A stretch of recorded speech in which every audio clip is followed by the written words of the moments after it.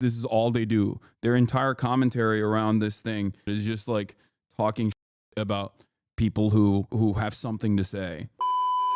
Brief note on this also, Motaz spoke out about this too. I didn't even realize, like, I feel kind of bad that he like saw this, but I guess he sees a lot of stuff online nowadays.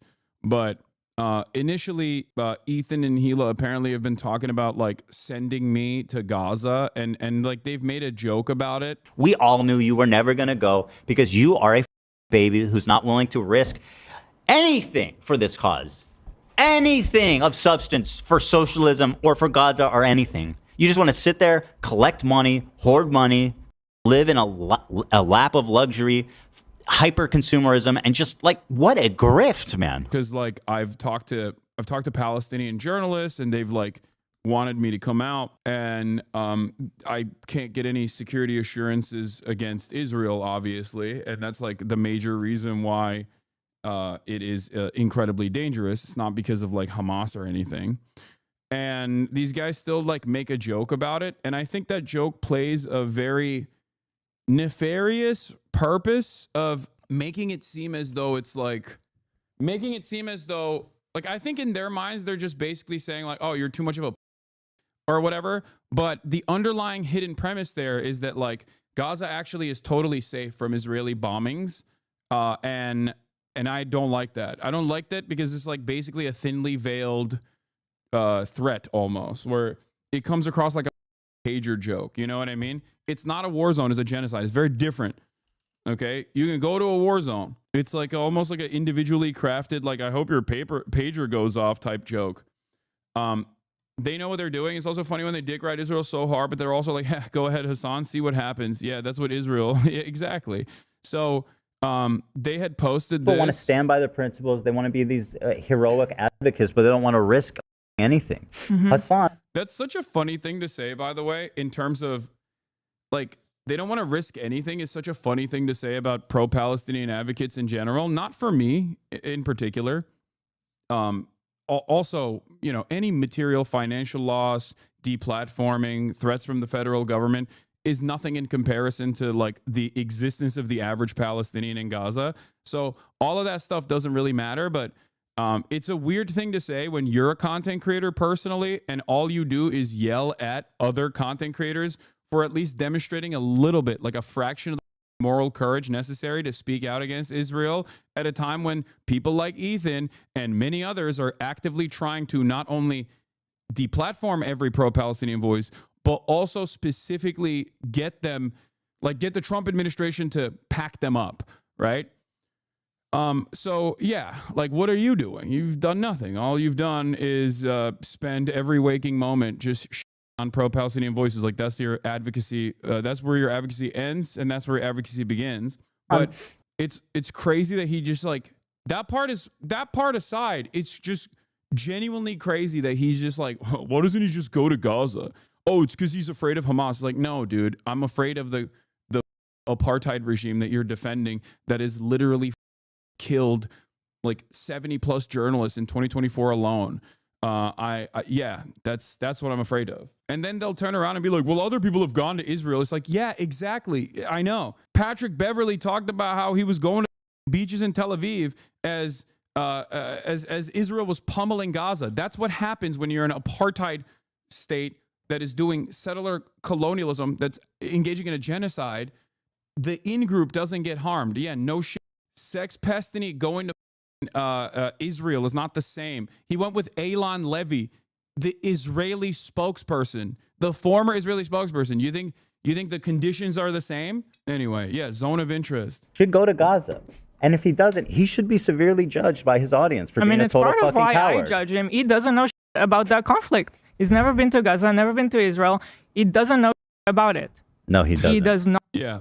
These people said Yoav Gallant was a good guy, by the way, like a couple months ago. Just the other day, Bibi fired a really good guy that a lot of people are pissed about, and he fired him because they had a disagreement, and that's like so Trump coded. Well, he was like a moderating voice in the war room. Yeah. And he got rid of him, or at least a more moderate voice. I don't know anything about the guy. Just recognize his picture. He looked mean. I thought he was mean just because he looked mean. No. And then had to apologize in deep shame because everybody was like, do you mean? He's literally a war criminal. Defense Minister Yoav Gallant, who famously said all of the Palestinians, like, we're shutting off their food, their electricity, and their water because we're fighting beasts. That was a week into the Israeli genocide. Yeah. Not. But he talks like with such authority. Oh my God. You would think. Yeah. I mean, this is also this is also a ridiculous assessment to make, because not only is it an ongoing issue, not only is it an ongoing conflict, but I have had people who have survived it. I have genocide survivors on this stream. And I also talk to journalists who are literally directly in the crosshairs on a daily basis that inform my perspective. So not only is it wrong on that front, it's also entirely stupid as an argument to make. It's like, okay, I know about the Holocaust. I didn't visit. I didn't see it with my own two eyes, but I learned about it. I read about it. You know what I mean? Like, what a ridiculous statement. I know about the apartheid in South Africa. I wasn't alive when it was happening. Same with World War II, but it doesn't matter, you know? You can inform your perspective by reading and learning. And especially as it pertains to like ongoing genocide, ongoing conflicts in general, yeah, you can still get a pretty solid assessment on the situation, on the morality of it, on the ongoing conflict in general by, you know, talking to people that are there, journalists that are there, relying on NGOs that are constantly documenting these atrocities. I think he's been there like 5 times since October 7th. You sound like someone that needs to talk to Sam Cedar. Yeah, Sam Cedar, another one I'm ready to burn. They got smoke for Sam too? God damn. Anyway, I hadn't even seen that last part of this video.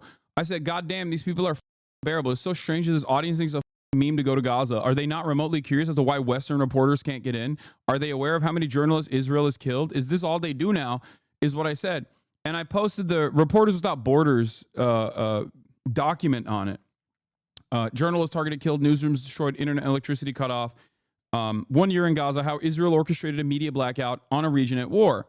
And I also posted my interview with Motaz Azaiza, who is a genocide survivor. Like, this is a man who was a photojournalist from Gaza who escaped Gaza.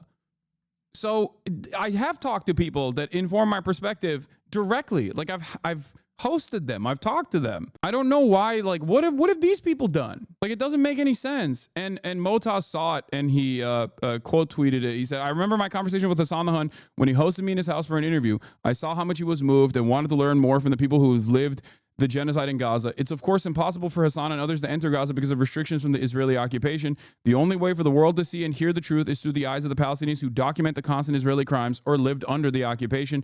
We're all being censored or deplatformed some way. Thank you, Hassan, for refusing to be silenced by ignorant people. I hope one day we can welcome you in Gaza and in a free Palestine. Doubt that this will be mentioned on the H3H3 podcast in any capacity, of course. I'm sure that this was not mentioned in their subreddit because that would go against their we're pro-Palestine, but we hate everyone who's pro-Palestine position. It's so gross. It's so gross that this community still acts like they're pro-Palestinian and pro-Palestine, and they just like do this. This is all they do. Their entire commentary around this thing, around this ongoing genocide, is just like talking shit about people who have something to say. Anything that breaks away from this like carefully constructed narrative, this hug box that they've cultivated, is considered unacceptable. Like, let's not pay attention to it. Yeah, that was a brief note I wanted to talk about here.